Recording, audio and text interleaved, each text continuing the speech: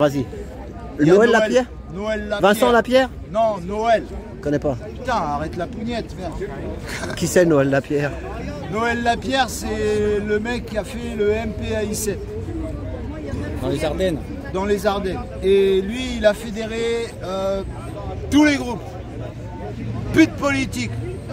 Tant qu'on n'en finit pas du tyran.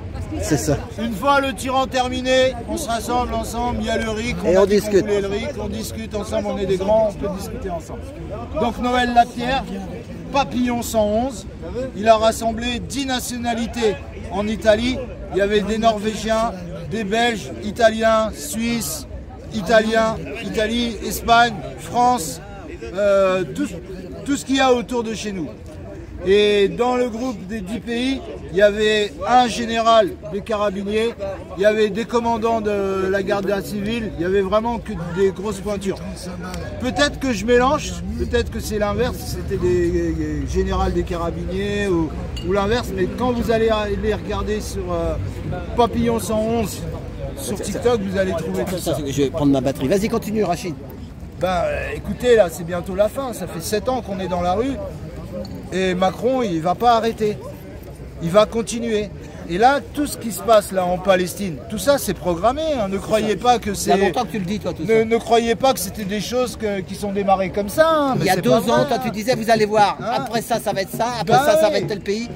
Rappelle qu'il disait, il a toujours dit ça, il a toujours dit ça, Rachid. Tout ça, c'est quoi? Tout ça, c'est préparé. Maintenant, on est parti pour une guerre qui va durer 10, voire 20 ans. Je vous laisse deviner qui c'est qui va s'enrichir. Les marchands d'armes. Les marchands d'armes vont s'enrichir et nos politiciens, ils vont nous serrer la ceinture. Ils vont nous serrer comme ça. Hein? Donc le salut, il est dans la révolte. Il a envie de parler. Non. Vas-y, continue. Donc pour moi, il n'y aura pas d'issue. Et j'interpelle surtout ma communauté. Écoutez, ça fait des années on attend de faire la révolution. La révolution pour vous, ça y est, les trans, mariage pour tous, les gays partout, c'est ça votre révolution? Venez avec nous les gilets jaunes, moi je marche avec les gilets jaunes, avec nous, les Allemands, les Suisses, toute l'Europe, je vous parle du peuple, hein, je ne parle pas des dirigeants, je parle du peuple. Toute l'Europe va venir avec nous et on va régler le problème à Bruxelles, à Van der Meyer, et après on va aller récupérer tous les fonds qui ont été saisis aux dictateurs africains qui sont cachés en Suisse. Il y a au moins 800 milliards, si ce n'est pas plus. Avec tout cet argent, on va développer tous nos pays, on va même pouvoir faire des choses ici. Ok, mais le principal, c'est surtout pour que les franco-africains, si on veut aller travailler dans nos pays, on puisse aller travailler. On lance un mouvement de développement. Bon, je radote encore, nous ce qu'on veut. Parce que moi, je l'ai bien médité, hein, tout ce que je vous dis là, ça fait des années que je le tripe. Les paquebots de luxe, là, il y a 5000 Kabyles, 6000 Kabyles. Hein? Il y a plein de retraités qui sont capables de travailler, qui veulent bien partager avec les autres, tu vois. Ah ben, ces gens-là, on va travailler dans les pays du Sud. Et on va les aider à développer. Des paquebots de luxe, ben, vous avez vu les milliers de paquebots de luxe qu'il y a. Hein? Ils prennent les paquebots, ils vont à Saint-Domingue. Madame, je prends votre petite fille, tenez 500 €. Et la loi Evras, là, t'as vu? Elle en a parlé, Nadia. C'est la suite de ça. C'est ça, la loi Evras. Les gens qu'on combat, c'est... Ça y est, ça passe à l'école en septembre, il paraît. Elle a dit, Nadia. Écoutez, j'étais dans une commune, j'étais à Rissorangis. J'étais dans la commune de Rissorangis et j'étais au marché, c'était une place comme ça, marché. Et je vois le Parti Socialiste, c'était socialiste, hein, ça aurait été LR, ça aurait été pareil pour moi. Je vois le Parti Socialiste, il met la table et tout, et il commence à aguicher les gens, à leur donner des papiers. Bon bah moi je suis curieux, je m'approche, et ils me voient avec ma barbe, bon bah je présentais assez, ils se sont dit lui c'est un électeur potentiel. Donc il m'a tendu la main, quand il m'a tendu la main, tout de suite j'ai enclenché, il me dit mais vous faites quoi là? Et il me dit ouais non, là on prospecte, on discute avec les gens et tout.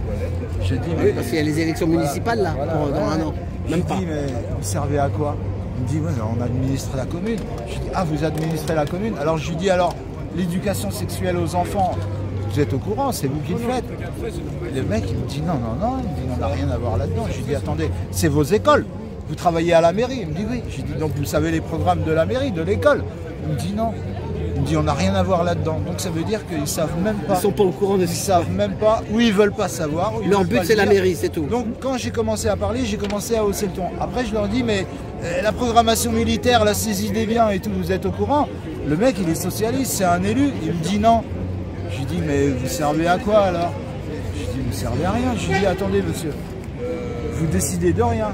C'est en Europe qui décide de tout. Et malgré ça, vous continuez de voler les Français. Il me dit, comment ça, je suis pas un voleur? Je lui dis, si, vous êtes un voleur. Je dis, vous prenez le chèque tous les mois. Tous les mois, vous prenez le chèque et c'est en Europe qu'ils décident, ils prennent les décisions et vous ne défendez pas vos administrés. Et le maire, il a commencé à me dire, s'il te plaît, tu peux parler doucement.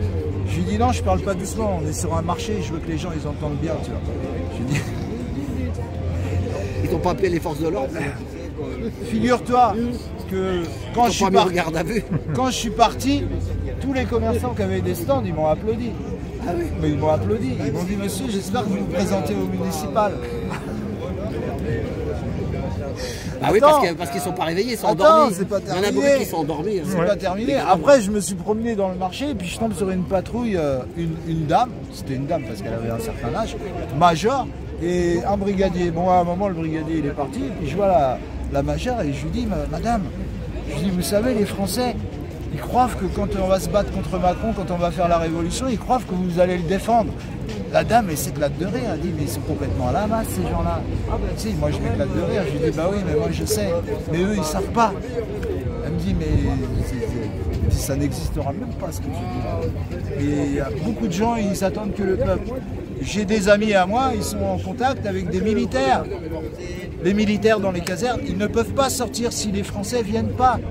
Si jamais on va tous devant les casernes de militaires et qu'on est tous unis, les gilets jaunes, les blouses blanches, tous unis, les militaires ils vont sortir, ils vont aller l'arrêter Macron et tout va s'arrêter.